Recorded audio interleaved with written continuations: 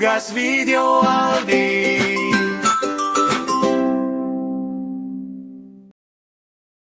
Karakteristik PBO, enkapsulasi, inheritance, dan polimorfisme. Studi kasus toko bunga. Assalamualaikum warahmatullahi wabarakatuh. Perkenalkan, nama saya Muhammad Aldi Saputra dengan nomor induk mahasiswa 24100105007. Saya dari kelas Teknik Informatika 4A Reguler Banjarbaru.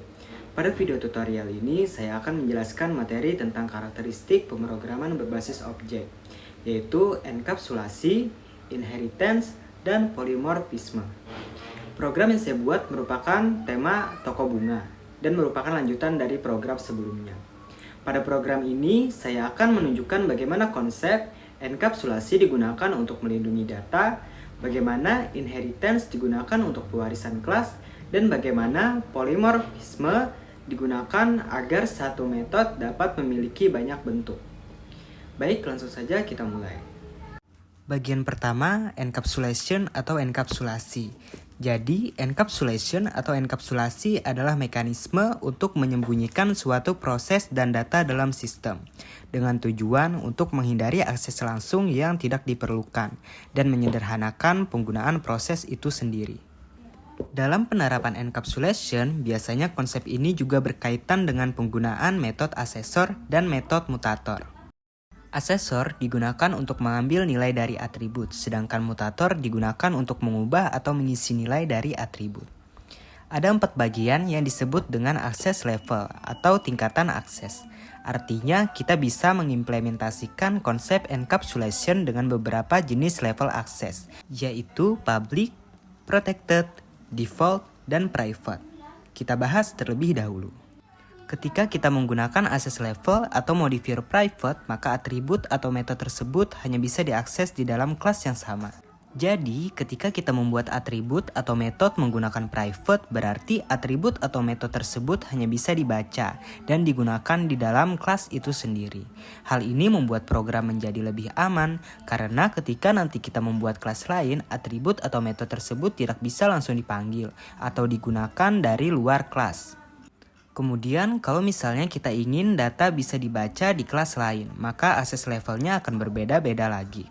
Misalnya di kelas lain, tetapi masih dalam package yang sama, maka kita bisa menggunakan akses level default, yaitu tanpa menuliskan public, private, atau protected.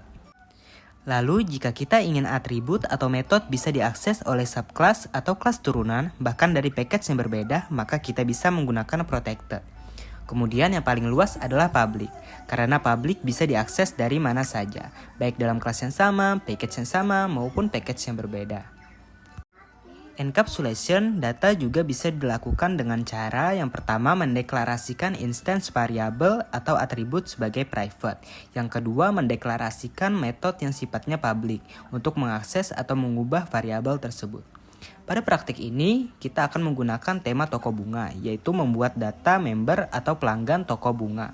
Masuk ke praktik, yang pertama kita bikin package pertemuan 4. Kemudian kita buat lagi satu buah kelas dengan nama member toko bunga.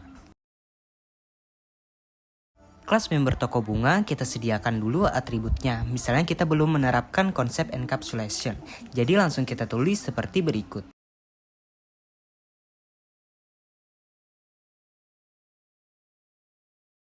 Jadi ada 3 atribut. Yang pertama nama bertipe string, yang kedua nomor member bertipe string, dan yang ketiga saldo bertipe integer. Di sini nama dan nomor member menggunakan tipe data string karena digunakan sebagai identitas atau simbol, bukan untuk perhitungan matematika.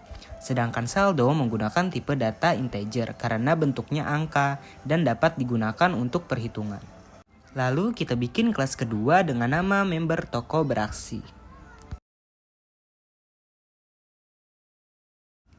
Lalu kita buat objek di dalam fungsi main. Kita kasih nama objeknya misalnya Aldi. Nah, di sini kita sudah membuat objek bernama Aldi dari kelas member toko bunga.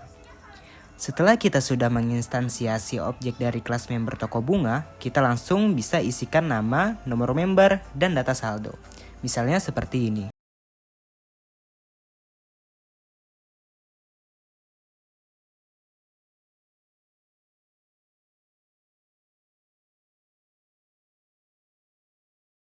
Nah, ini langsung bisa diakses. Atribut nama, nomor member, dan saldo bisa langsung dipanggil karena masih menggunakan akses level default, yaitu tanpa tanda modifier seperti private atau public. Atribut default bisa diakses selama masih berada dalam package yang sama, yaitu package pertemuan 4. Beda halnya jika misalnya kita buat satu package baru dengan nama coba dan kelasnya kita beri nama member toko bunga coba.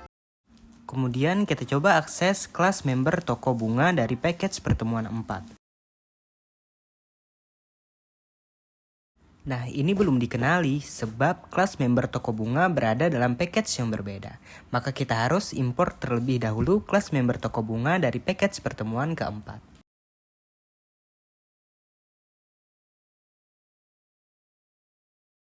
Nah, ini sudah dikenali karena sudah kita import. Tetapi ketika atribut nama, nomor member, dan saldo menggunakan ASIS level default, maka atribut tersebut tidak bisa dipanggil dari package yang berbeda. Jadi kelasnya bisa dikenali karena sudah diimport, tetapi atributnya tidak bisa langsung diakses karena berbeda package. Akan tetapi, jika di kelas member toko bunga beraksi karena dia satu package dengan member toko bunga, maka atributnya masih bisa diakses. Misalnya, kita ingin ambil nilainya juga bisa, seperti berikut.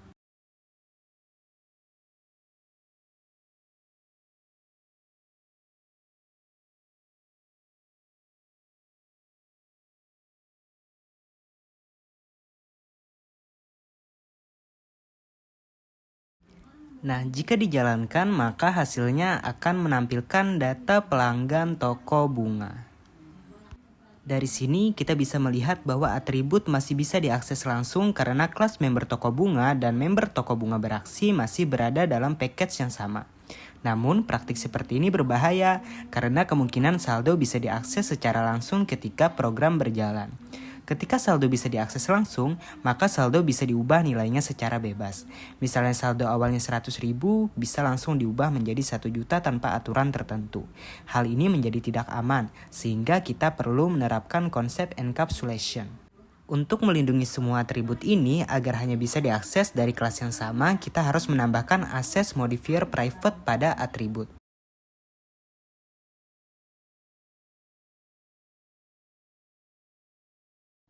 Nah, ini sudah membuat nama, nomor member, dan saldo tidak bisa diakses langsung dari luar kelas member toko bunga. Pertanyaannya, ketika kita tidak bisa akses langsung, bagaimana cara kita mengisi nilainya? Nah, untuk itu kita harus membuat metode bertipe public. Dari metode public inilah kita bisa mengganti atau mengambil nilai dari setiap atributnya. Pertama, kita buat konstruktor dulu. Maksudnya, agar pada saat objek dibuat, kita bisa langsung mengisikan nama dan nomor member. Jadi, konsepnya seperti ketika pelanggan mendaftar jadi member toko bunga, saat mendaftar pelanggan langsung diminta nama dan dibuatkan nomor member. Sedangkan saldo bisa diisi belakangan. Kita buat seperti berikut.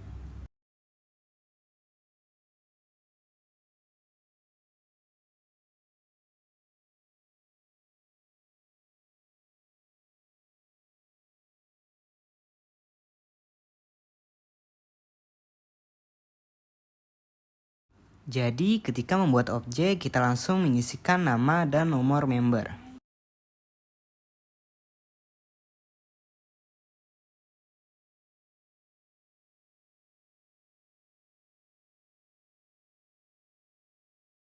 Tetapi setelah atribut di kelas member toko bunga kita buat private, maka baris seperti ini sudah tidak bisa lagi. Karena atribut tersebut bersifat private. Sekalipun dipaksakan akan muncul error, maka nama dan nomor member kita jadikan komentar terlebih dahulu. Tetapi saldo juga masih error karena saldo juga sudah dibuat private. Maka untuk mengisi saldo kita harus membuat setter dan getter. Setter digunakan untuk mengisi atau mengubah saldo, sedangkan getter digunakan untuk mengambil nilai saldo.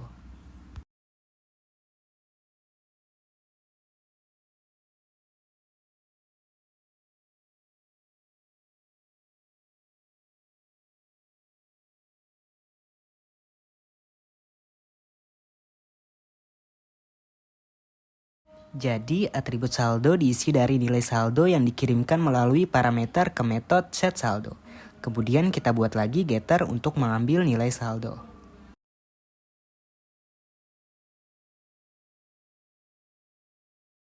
Sudah selesai, lalu kita tes di kelas member toko bunga beraksi. Nah, cara seperti ini sudah tidak boleh, karena atribut saldo tidak boleh langsung diakses. Maka kita jadikan komentar, lalu kita ubah menjadi seperti ini.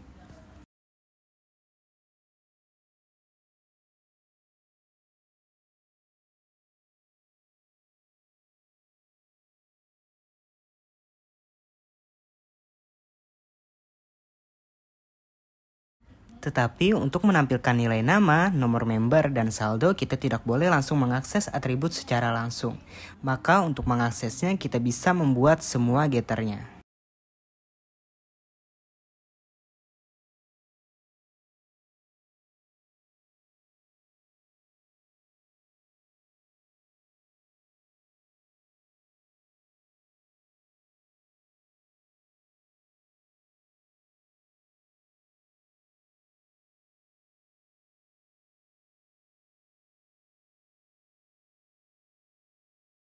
Kalau kita mau akses semua lewat getter, kita ubah sedikit bagian coding di kelas member toko bunga beraksi.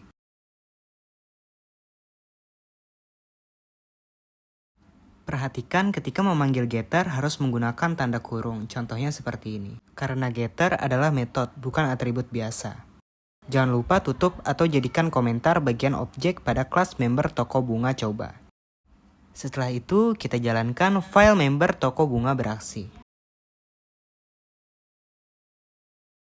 Jika dijalankan, maka hasilnya tetap keluar. Bedanya, sekarang data tidak lagi diakses langsung melalui atribut, tetapi melalui metode public, yaitu setter dan getter. Lalu kita bisa membuat metode khusus di dalam kelas member toko bunga untuk menampilkan informasi pelanggan. Misalnya kita buat metode seperti ini.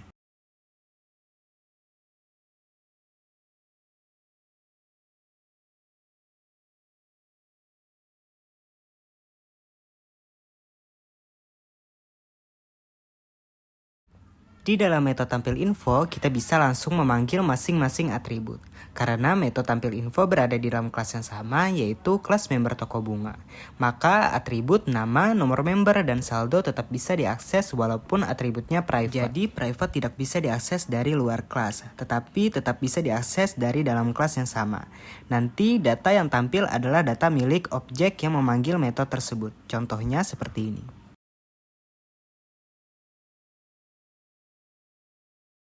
Lalu kita jalankan file. Jika dijalankan, hasilnya tetap sama. Tetapi coding di kelas beraksi menjadi lebih simpel.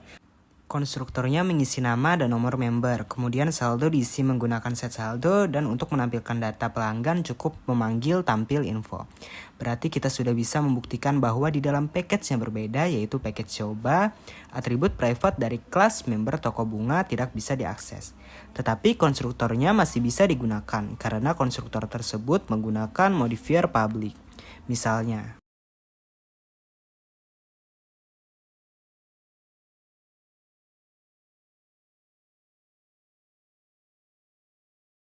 tetapi kalau kita mengakses Aldi titik nama sama dengan Muhammad Aldi Saputra, itu tidak bisa karena nama bersifat private. Kalau ingin mengisi saldo, kita bisa menggunakan metode public, yaitu set saldo.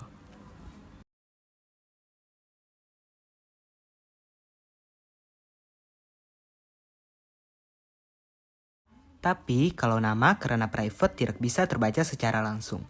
Supaya bisa mengubah nama dan nomor member, kita buatkan lagi metode setter untuk nama dan nomor member.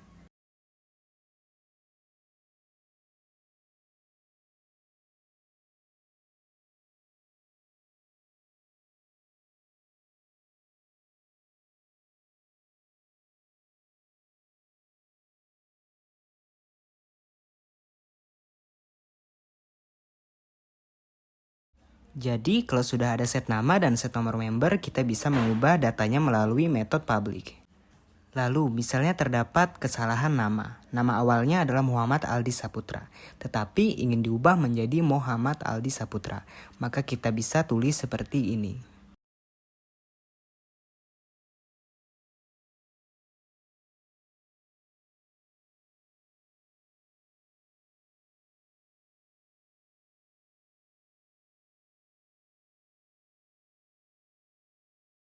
Jadi itu adalah contoh semisal ada kesalahan. Misalnya nama yang awalnya Muhammad Aldi Saputra ternyata ingin diubah menjadi Muhammad Aldi Saputra, maka jika ditampilkan yang akan tampil adalah nama setelah metode set nama dijalankan. Hal ini terjadi karena program berjalan secara sekuensial, yaitu dari atas ke bawah. Pertama, objek Aldi dibuat menggunakan konstruktor dengan nama Muhammad Aldi Saputra. Kemudian setelah itu nama diubah menggunakan metode Aldi titik set nama Muhammad Aldi Saputra. Maka nilai terakhir dari atribut nama adalah Muhammad Aldi Saputra. Lalu kita coba jalankan. Dan jika dijalankan, maka hasilnya akan menjadi seperti ini. Dari sini kita sudah membuktikan bahwa walaupun kelas member toko bunga coba berada di package yang berbeda, kita tetap bisa menggunakan metode yang bersifat public. Seperti set nama, set saldo, dan tampil info. Tetapi kita tidak bisa mengakses atribut private secara langsung seperti Aldi nama, Aldi nomor member, dan Aldi saldo. Sampai di sini kita sudah membuktikan konsep encapsulation. Atribut nama, nomor member, dan saldo dibuat private sehingga tidak bisa diakses secara langsung dari luar kelas member toko bunga. Untuk mengisi atau mengubah nilai atribut, kita menggunakan metode public berupa setter, seperti set nama, set nomor member, dan set saldo. Sedangkan untuk mengambil nilai atribut, kita menggunakan getter, seperti get nama, get nomor member, dan get saldo. Selain itu, kita juga membuat metode tampil info untuk menampilkan data pelanggan secara langsung dari dalam kelas member toko bunga. Dengan demikian, data di dalam objek menjadi lebih aman karena atribut tidak diakses langsung dari luar kelas, tetapi melalui metode yang sudah kita tentukan. Jadi private digunakan untuk melindungi data, sedangkan public digunakan sebagai jalan atau akses resmi untuk mengubah dan mengambil data tersebut. Selanjutnya saya akan menjelaskan konsep inheritance dalam pemrograman berbasis objek. Inheritance atau pewarisan adalah konsep di mana sebuah kelas dapat mewarisi atribut dan metode dari kelas lain. Kelas yang mewarisi disebut subclass, sedangkan kelas yang diwarisi disebut superclass. Dengan inheritance, kita tidak perlu menulis ulang kode yang sama, sehingga program menjadi lebih efisien, lebih rapi, dan lebih terstruktur. Pada praktik ini, saya masih menggunakan tema toko bunga. Saya akan membuat kelas produk bunga sebagai superclass, kemudian kelas buket bunga sebagai subclass. Pertama, kita buat kelas utama atau superclass. Masih di package yang sama seperti sebelumnya, yaitu pertemuan 4.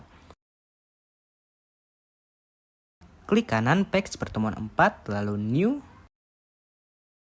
Pilih Java class, lalu beri nama produk bunga.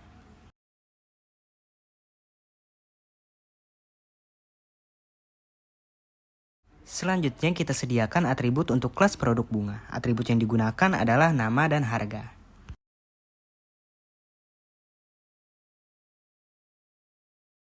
Di sini saya membuat kelas produk bunga sebagai superclass atau kelas induk. Atribut nama dan harga menggunakan akses modifier protected. Saya menggunakan protected agar atribut tersebut dapat langsung diakses oleh subclass, namun tetap tidak bersifat public. Jadi atribut ini tidak sepenuhnya terbuka seperti public, tetapi masih bisa digunakan oleh kelas turunannya. Selanjutnya kita buat konstruktor pada kelas produk bunga. Konstruktor ini digunakan untuk memberi nilai awal pada saat objek dibuat.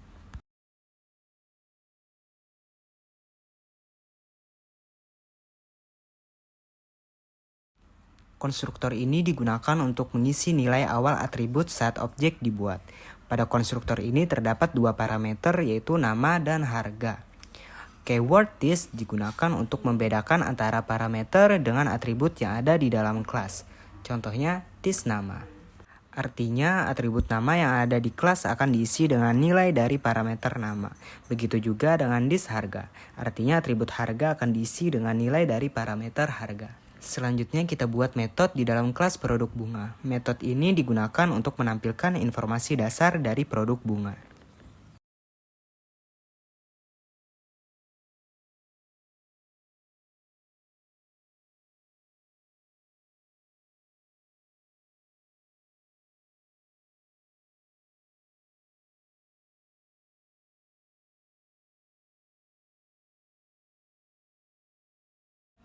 Metode tampil info digunakan untuk menampilkan informasi dasar dari produk bunga. Informasi yang ditampilkan adalah nama produk dan harga produk.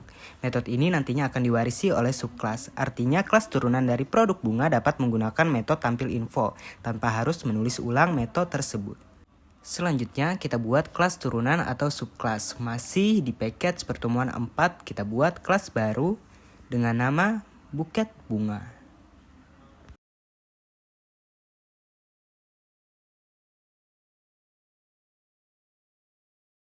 Kemudian kita tambahkan keyword extends agar kelas buket bunga mewarisi kelas produk bunga.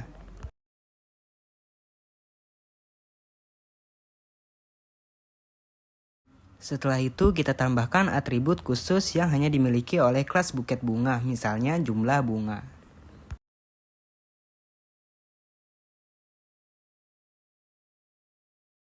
Di sini saya membuat kelas buket bunga sebagai subclass. Keyword extends digunakan untuk mewarisi kelas produk bunga. Artinya kelas buket bunga otomatis memiliki atribut dan metode dari kelas produk bunga. Kelas buket bunga mewarisi atribut nama dan harga, dan juga mewarisi metode tampil info. Kemudian pada kelas buket bunga saya menambahkan atribut baru yaitu jumlah bunga. Atribut jumlah bunga tidak dimiliki oleh kelas produk bunga, tetapi hanya dimiliki oleh kelas buket bunga. Hal ini menunjukkan bahwa subkelas tidak hanya bisa mewarisi atribut dan metode dari superkelas, tetapi juga bisa memiliki atribut tambahan sesuai kebutuhan. Selanjutnya kita buat konstruktor untuk kelas buket bunga. Karena kelas buket bunga mewarisi kelas produk bunga, maka konstruktor child perlu memanggil konstruktor parent menggunakan keyword super.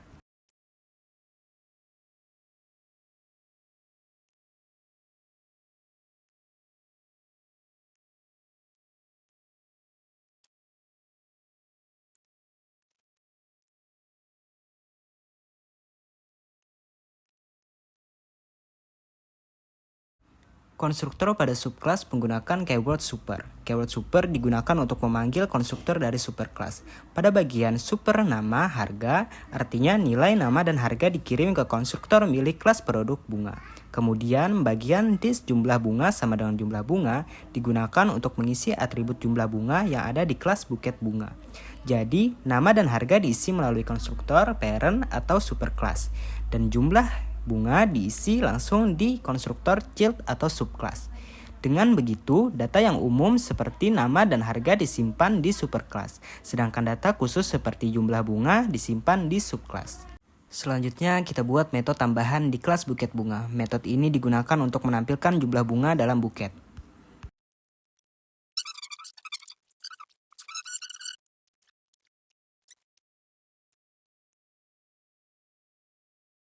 Metode info buket merupakan metode tambahan yang hanya dimiliki oleh kelas buket bunga. Metode ini tidak ada di kelas produk bunga. Jadi metode ini merupakan contoh bahwa subkelas bisa memiliki metode tambahan selain metode yang diwarisi oleh superkelas.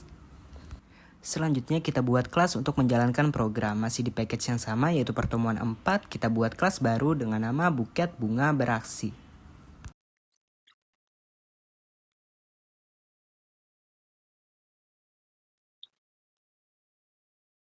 Lalu kita buat metode di dalamnya.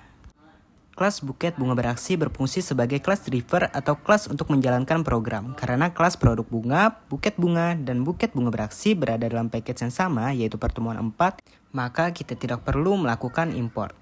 Selanjutnya kita buat objek dari kelas buket bunga. Misalnya nama objeknya adalah buket 1.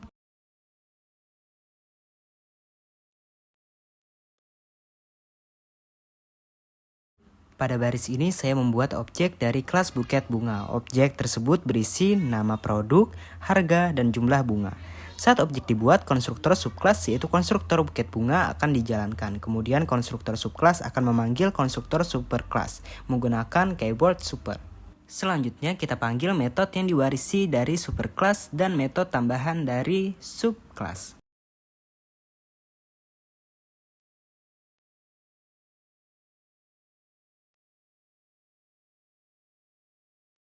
Metode buket 1 tampil info berasal dari superkelas yaitu kelas produk bunga. Sedangkan metode buket 1 info buket berasal dari subkelas yaitu kelas buket bunga.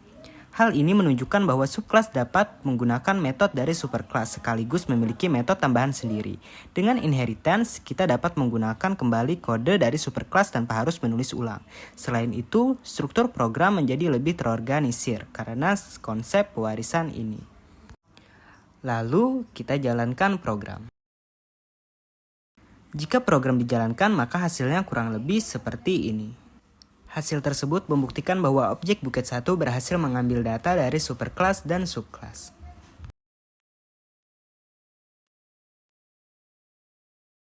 Bagian nama produk dan harga berasal dari tampil info yang ada di kelas produk bunga. Sedangkan bagian jumlah bunga berasal dari metode info buket yang ada di kelas buket bunga. Jadi kelas buket bunga berhasil mewarisi metode dari kelas produk bunga. Dari contoh ini dapat disimpulkan bahwa inheritance memungkinkan sebuah kelas mewarisi atribut dan metode dari kelas lain. Pada program ini, produk bunga adalah superclass, buket bunga adalah subclass, dan buket bunga beraksi adalah kelas untuk menjalankan program. Kelas buket bunga mewarisi atribut nama dan harga dari kelas produk bunga. Kelas buket bunga juga mewarisi metode tampil info dari kelas produk bunga. Selain itu, kelas buket bunga memiliki atribut tambahan yaitu jumlah bunga dan metode tambahan yaitu info buket.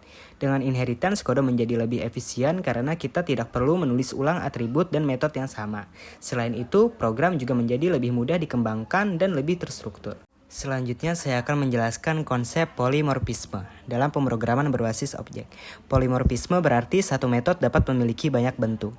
Dalam Java, polimorfisme dapat diterapkan melalui dua cara yaitu metode overloading dan metode overriding. Metode overloading adalah kondisi di mana terdapat beberapa metode dengan nama yang sama dalam satu kelas, tetapi memiliki parameter yang berbeda. Sedangkan metode overriding adalah kondisi ketika subclass menulis ulang metode yang sudah ada di superclass dengan nama, metode, dan parameter yang sama, tetapi isi atau prosesnya berbeda. Pada praktik kali ini, saya masih menggunakan tema toko bunga agar sesuai dengan program sebelumnya. Pertama, kita buat kelas untuk contoh metode overloading. Masih di package yang sama yaitu pertemuan 4. Kita beri nama transaksi bunga.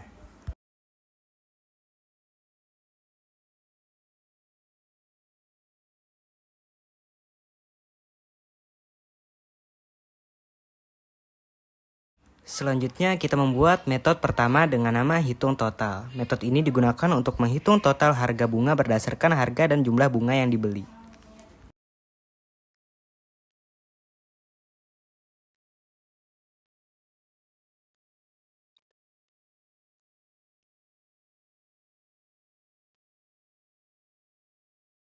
Di sini saya membuat metode bernama hitung total dengan dua parameter bertipe integer yaitu harga dan jumlah. Metode ini berfungsi untuk menghitung total harga pembelian bunga. Rumusnya adalah harga kali jumlah. Jadi misalnya harga satu bunga adalah 10.000 dan jumlah yang dibeli adalah 3, maka totalnya adalah 30.000. Selanjutnya kita buat metode kedua dengan nama yang sama yaitu hitung total, tetapi jumlah parameternya berbeda.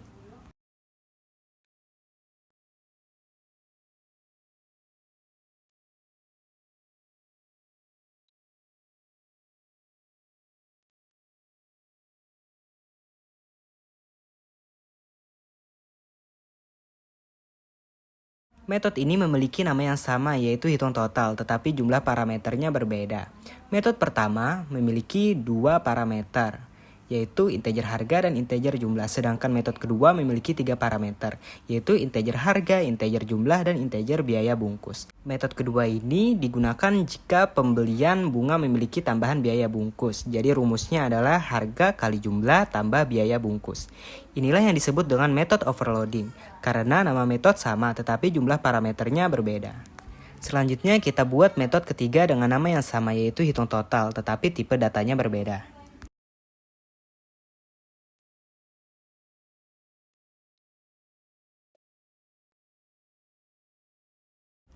Metode ini juga bernama hitung total tetapi menggunakan tipe data yang berbeda yaitu double. Metode ini digunakan untuk menghitung total harga setelah mendapat diskon. Parameternya adalah harga dan diskon. Rumusnya adalah harga kurang diskon. Jadi perbedaan parameter baik dari jumlah maupun tipe data menunjukkan terjadinya metode overloading. Walaupun nama metode sama, Java tetap bisa membedakan metode mana yang dipanggil berdasarkan parameter yang diberikan. Selanjutnya kita buat kelas untuk menjalankan contoh overloading. Masih di package yang sama yaitu pertemuan 4. Kita buat kelas dengan nama transaksi bunga beraksi.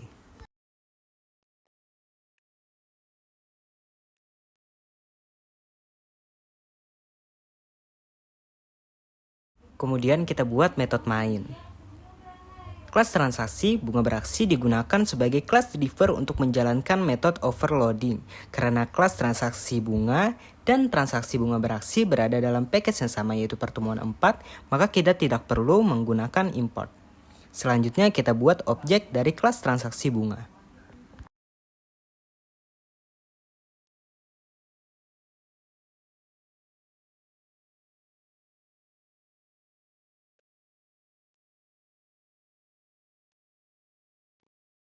Di sini saya membuat objek dari kelas transaksi bunga dengan nama objek transaksi. Objek ini nantinya digunakan untuk memanggil metode hitung total. Selanjutnya kita panggil metode hitung total dengan beberapa bentuk parameter yang berbeda.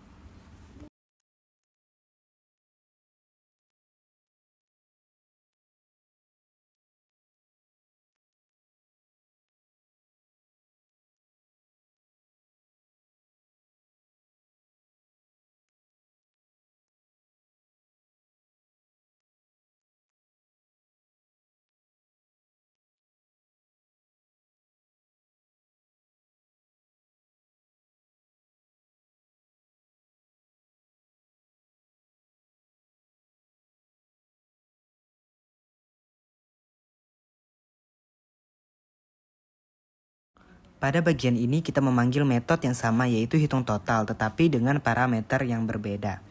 Pertama, transaksi hitung total. Metode ini memanggil hitung total dengan 2 parameter integer. Lalu yang kedua, metode ini memanggil hitung total dengan 3 parameter integer.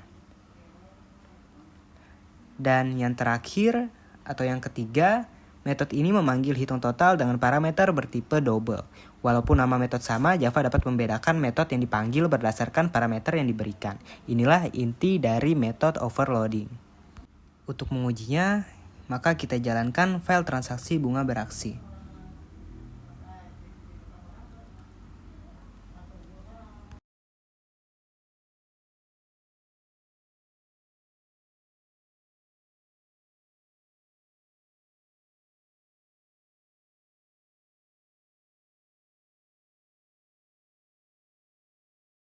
Selanjutnya kita masuk ke bagian method overriding. Masih menggunakan tema toko bunga, kita buat superclass dengan nama layanan toko bunga. Kelas ini menggambarkan layanan umum yang ada di toko bunga.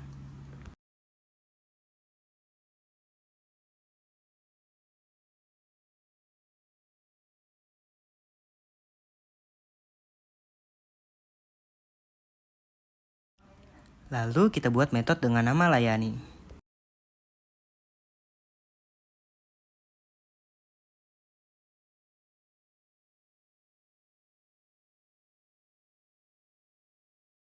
Kelas layanan toko bunga adalah superkelas yang memiliki metode layani. Metode ini berisi layanan umum dari toko bunga. Metode ini nantinya akan diwarisi oleh subkelas. Selanjutnya kita buat kelas turunan dengan nama layanan buket. Kelas ini menggambarkan layanan khusus untuk pembuatan buket bunga. Kemudian kita tambahkan keyword extends agar kelas layanan buket mewarisi kelas layanan toko bunga. Selanjutnya kita buat metode dengan nama yang sama seperti metode di superclass yaitu layani.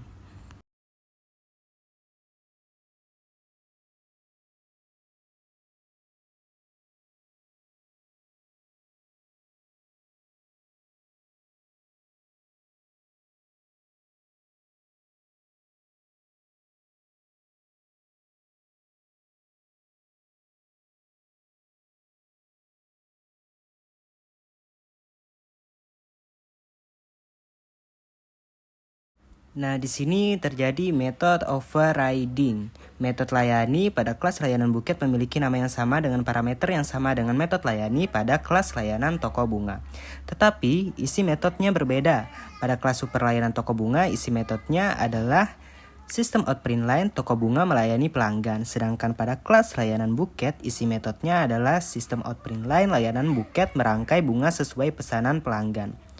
Ada Annotation Override. Ini digunakan untuk menandakan bahwa metode ini menimpa atau mengganti metode dari superclass.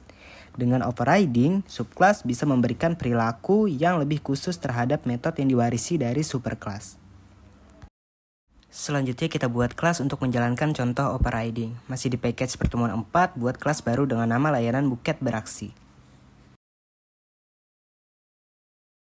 Kemudian kita buat metode mainnya. Kelas ini digunakan untuk menjalankan contoh overriding karena kelas layanan toko bunga, layanan buket, dan layanan buket beraksi berada di package yang sama, yaitu pertemuan 4, maka kita tidak perlu melakukan import. Selanjutnya kita buat objek dari kelas layanan buket.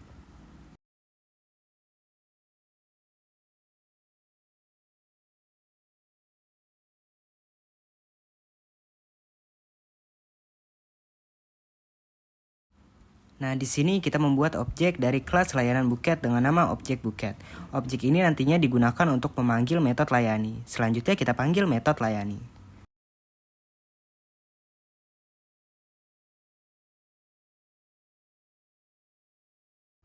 Nah, pada bagian ini kita memanggil metode buket layani. Walaupun metode layani berasal dari kelas layanan toko bunga, yang dijalankan adalah metode milik kelas layanan buket. Hal ini terjadi karena metode layani pada kelas layanan buket sudah melakukan override terhadap metode dari superclass. Jadi output yang tampil adalah isi metode dari subclass, bukan dari superclass. Nah, hasil tersebut berasal dari metode layani milik kelas layanan buket. Meskipun kelas layanan buket mewarisi metode dari kelas layanan toko bunga, tetapi metode tersebut sudah di-override atau ditimpa. Jadi ketika metode layani dipanggil, yang dijalankan adalah metode versi subclass. Lalu, apa perbedaan overloading dan overriding? Bagian ini penting untuk dijelaskan. Perbedaan utama antara overloading dan overriding adalah overloading terjadi dalam satu kelas dengan nama metode yang sama, tetapi parameter berbeda. Parameter bisa berbeda dari jumlah parameter, tipe data parameter, ataupun urutan tipe data parameter. Sedangkan overriding terjadi antara superclass dan subclass dengan metode yang sama persis, baik nama metode maupun parameternya, tetapi isi atau implementasinya berbeda. Pada contoh toko bunga ini, overloading terjadi pada kelas transaksi bunga dengan metode hitung total. Karena metode hitung total dibuat beberapa kali dengan parameter yang berbeda. Sedangkan overriding terjadi pada kelas layanan toko bunga dan layanan buket dengan metode layani. Karena metode layani dari superclass ditulis ulang di subclass. Nah, dari contoh ini dapat disimpulkan bahwa polimorfisme merupakan suatu metode yang memiliki banyak bentuk. Polimorfisme dapat diterapkan melalui dua cara, yaitu metode overloading dan metode overriding. Pada metode overloading, metode memiliki nama yang sama dalam satu kelas, tetapi parameternya berbeda. Pada contoh ini, overloading terjadi pada metode hitung total di kelas transaksi bunga. Sedangkan pada metode overriding, subclass menulis ulang metode dari superclass dengan nama dan parameter yang sama, tetapi isi metodenya berbeda. Pada contoh ini, overriding terjadi pada metode layani yang ada di kelas layanan toko bunga dan ditulis ulang di kelas layanan buket. Dengan konsep polimorfisme, program menjadi lebih fleksibel, mudah dikembangkan, dan lebih rapi karena satu nama metode dapat digunakan dalam beberapa bentuk sesuai kebutuhan. Pada video ini, saya sudah menjelaskan 3 karakteristik dalam pemrograman berbasis objek. Materi pertama adalah enkapsulasi. Enkapsulasi digunakan untuk melindungi data di dalam kelas agar tidak bisa diakses secara langsung dari luar kelas. Pada program toko bunga ini, enkapsulasi diterapkan dengan membuat atribut menjadi private, kemudian mengakses dan mengubah nilainya menggunakan metode setter dan getter. Lalu, materi kedua adalah inheritance atau pewarisan.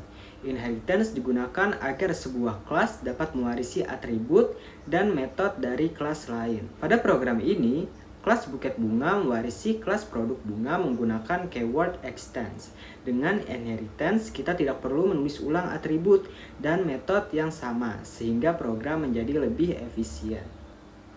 Lalu materi terakhir atau materi ketiga adalah polimorfisme. Polimorfisme berarti satu metode dapat memiliki banyak bentuk. Pada program ini, polimorfisme diterapkan melalui metode overloading dan metode overriding. Overloading terjadi ketika metode memiliki nama yang sama tetapi parameter berbeda. Sedangkan overriding terjadi ketika subclass menulis ulang metode dari superclass dengan isi yang berbeda. Jadi, ketiga konsep ini sangat penting dalam pemrograman berbasis objek karena membuat program lebih aman, lebih terstruktur, lebih fleksibel, dan lebih mudah dikembangkan. Baik teman-teman, itu tadi adalah tutorial mengenai karakteristik pemrograman berbasis objek, yaitu enkapsulasi, inheritance, dan polimorfisme. Menggunakan contoh program sederhana dengan tema toko bunga. Semoga video ini dapat membantu dan mudah dipahami, khususnya bagi teman-teman yang sedang belajar pemrograman berbasis objek menggunakan Java. Mohon maaf apabila terdapat kesalahan dalam penyampaian maupun penulisan program. Terima kasih atas perhatiannya. Wassalamualaikum warahmatullahi wabarakatuh.